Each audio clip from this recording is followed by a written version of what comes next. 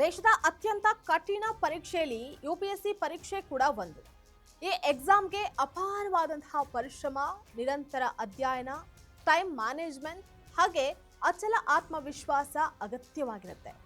ಪ್ರತಿ ವರ್ಷ ಲಕ್ಷಾಂತರ ಅಭ್ಯರ್ಥಿಗಳು ಈ ಪರೀಕ್ಷೆಯಲ್ಲಿ ಯಶಸ್ಸನ್ನ ಪಡಿಬೇಕು ಅನ್ನುವಂತಹ ಕನಸಿನೊಟ್ಟಿಗೆ ಸಿದ್ಧತೆಯನ್ನು ನಡೆಸ್ಕೊಳ್ತಾರೆ. ಅದಕ್ಕೆ ಅಂತ ಹೇಳಿ ಅನೇಕರು ದುಬಾರಿ ಕೋಚಿಂಗ್ ಕೇಂದ್ರಗಳ ಸಹಾಯವನ್ನು ಕೂಡ ಪಡೆದುಕೊಳ್ತಾರೆ.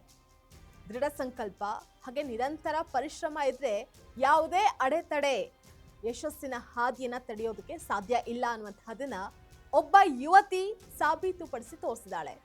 ಹಾಗಾದ್ರೆ ಆ ಯುವತಿ ಯಾರು? ಆ ಎಕ್ಸಾಮ್ ಪಾಸ್ ಆಗೋದಕ್ಕೆ ಏನೆಲ್ಲ ಯೋಜನೆಗಳನ್ನ ಆಕೆ ಕೈಗೊಂಡಿದ್ಲು? ಆಕೆಯ ಶ್ರಮದ ಹಿಂದಿನ ರಹಸ್ಯವನ್ನ ಈ ಸ್ಟೋರಿಯಲ್ಲಿ ನೋಡ್ತಾ ಹೋಗೋಣ. ವೀಕ್ಷಕರೇ, ನೆಲ ಜಲ ಭಾಷೆಗಾಗಿ ಪ್ರಾಮಾಣಿಕ ಪತ್ರಿಕೋದ್ಯಮ. ನೀವು ನೋಡ್ತಾ ಇದ್ದೀರಾ ಫೋಕಸ್ ಟಿವಿ. ನಾನು ನಿಶ್ಚಿತ.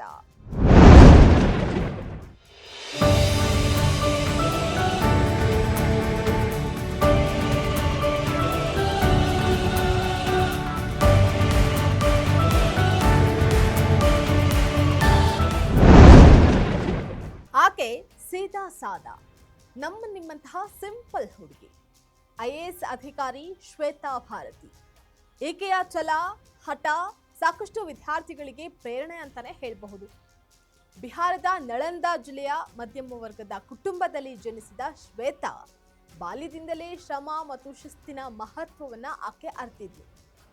ಪಾಟ್ನಾದ ಇಶಾನ್ ಇಂಟರ್ನ್ಯಾಷನಲ್ ಪಬ್ಲಿಕ್ ಸ್ಕೂಲ್ನಲ್ಲಿ ಶಾಲಾ ಶಿಕ್ಷಣವನ್ನ ಮುಗಿಸಿದ ಅವರು ಭಗಲ್ಪುರ್ ಎಂಜಿನಿಯರಿಂಗ್ ಕಾಲೇಜ್ನಲ್ಲಿ ಬಿಟೆಕ್ ಪದವಿಯನ್ನ ಆಕೆ ಪಡೆದುಕೊಂಡಿದ್ಲು. ಶಿಕ್ಷಣ ಪೂರ್ಣಗೊಂಡ ಬಳಿಕ ಪ್ರಸಿದ್ಧ IT ಸಂಸ್ಥೆಯಾದ ವಿಪ್ರೋದಲ್ಲಿ ಸಾಫ್ಟ್ವೇರ್ ಉದ್ಯೋಗಿಯಾಗಿ ತಮ್ಮ ವೃತ್ತಿ ಜೀವನವನ್ನ ಆರಂಭ ಮಾಡಿದ್ರು. ಪ್ರತಿದಿನ 9 ಗಂಟೆಗಳ ಕಾಲ ಕಚೇರಿಯಲ್ಲಿ ಕೆಲಸ ಮಾಡೋದು ಸಾಮಾನ್ಯವಾದಂತಹ ವಿಚಾರ ಅಲ್ವೇ ಅಲ್ಲ. ಕೆಲಸದ ಒತ್ತಡ, ಪ್ರಯಾಣದ ಆಯಾಸ ಹಾಗೆ ಕುಟುಂಬದ ಜವಾಬ್ದಾರಿಗಳ ನಡುವೆಯೂ ಶ್ವೇತಾ ತಮ್ಮ ಗುರಿಯಿಂದ ವಿಚಲಿತರಾಗಲಿಲ್ಲ. ಬೆಳಗಿನ ಜಾವ ಬೇಗೆದ್ದು ಓದೋದು ಹಾಗೆ ರಾತ್ರಿ ತಡರಾತ್ರಿಯವರೆಗೂ ಅಧ್ಯಯನವನ್ನ ಮಾಡೋದೇ ತಮ್ಮ ದಿನಚರಿಯ ಭಾಗವನ್ನಾಗಿ ಆಕೆ ಮಾಡಿಕೊಂಡಿದ್ಲು. ಸಮಯದ ಮಹತ್ವವನ್ನ ಅರಿತ ಶ್ವೇತಾ ಭಾರತಿ ಸಮಯದ ನಿರ್ವಹಣೆಯನ್ನು ಅಚ್ಚುಕಟ್ಟಾಗಿ ನಿರ್ವಹಿಸ್ತಾ ಇದ್ಲು. 1 ನಿಮಿಷ ಕೂಡ ವ್ಯರ್ಥ ಮಾಡದೆ ಅನಗತ್ಯ ಚಟುವಟಿಕೆಗಳಿಂದ ದೂರ ಉಳಿದು ತಮ್ಮ ಸಂಪೂರ್ಣ ತನು ಮನವನ್ನ ಗುರಿಯ ಮೇಲೆ ಕೇಂದ್ರೀಕರಿಸಿದ್ಲು. ಸೋಷಿಯಲ್ ಮೀಡಿಯಾ, ಎಂಟರ್ಟೈನ್ಮೆಂಟ್ ಹಾಗೆ ಫೋನ್ ಬಳಕೆನ ಸಂಪೂರ್ಣವಾಗಿ ತ್ಯಜಿಸಿ ಅಧ್ಯಯನಕ್ಕೆ ಆದ್ಯತೆಯನ್ನು ನೀಡಿದ್ರು. ಈ ತ್ಯಾಗಗಳೇ ಅವರ ಯಶಸ್ಸಿನ ಭದ್ರ ಅಡಿಪಾಯವಾಗಿದೆ.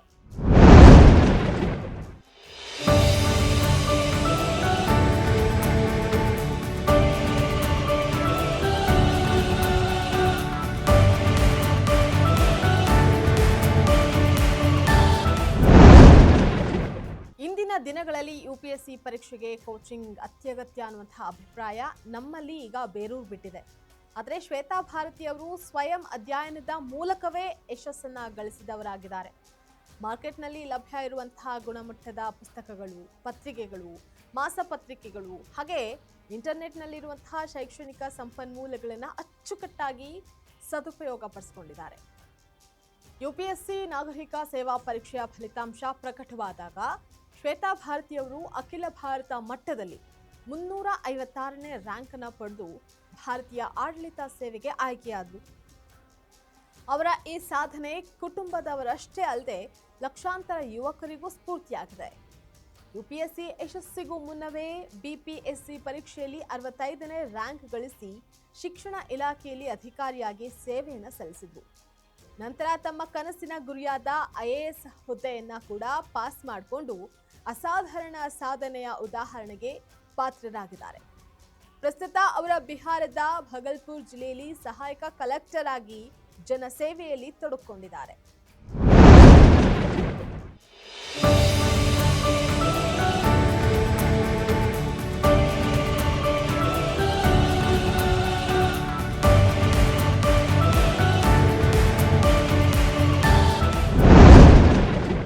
ನೋಡಿದ್ರಲ್ಲ ವೀಕ್ಷಕರೇ, ಶ್ವೇತಾ ಭಾರತಿ ಅವರ ಜೀವನ ಗಾಥೆ ಪ್ರತಿಯೊಬ್ಬರಿಗೂ ಒಂದು ಸ್ಪಷ್ಟ ಉದಾಹರಣೆ ಅಂತಾನೆ ಹೇಳಬಹುದು. ಯಶಸ್ಸು ಅನ್ನುವಂಥದ್ದು ಪರಿಸ್ಥಿತಿಗಳ ಮೇಲೆ ಅವಲಂಬಿತ ಆಗಿರೋದಿಲ್ಲ. ಅದು ನಮ್ಮ ದೃಢ ಸಂಕಲ್ಪ, ಪರಿಶ್ರಮ ಮತ್ತು ಶಿಸ್ತಿನ ಮೇಲೆ ಅವಲಂಬಿತವಾಗಿರುತ್ತೆ.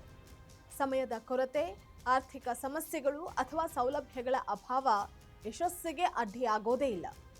ಗುರಿಯತ್ತ ಅಚಲ ನಂಬಿಕೆ ಮತ್ತು ನಿರಂತರ ಪ್ರಯತ್ನ ಇದ್ರೆ ಯಾವುದೇ ಕನಸನ್ನ ನನಸಾಗಿಸಬಹುದು ಅನ್ನುವಂಥದ್ದಕ್ಕೆ ಬಿಹಾರ ಮೂಲದ ಶ್ವೇತಾ ಭಾರತಿ ಅವರ ಕಥೆಯೇ ಸ್ಫೂರ್ತಿ. ಆತ್ಮವಿಶ್ವಾಸದಿಂದ ಮುನ್ನಡೆದ್ರೆ ನಿಮ್ಮ ಯಶಸ್ಸು ಕಟ್ಟಿಟ್ಟ ಬುತ್ತಿ. ಇದಾಗಿತ್ತು ಈ ಹೊತ್ತಿನ ಫೋಕಸ್ ಸ್ಪೆಷಲ್. ನೆಲ ಜಲ ಭಾಷೆಗಾಗಿ ನೋಡ್ತಾ ಇರಿ ಫೋಕಸ್ ಟಿವಿ.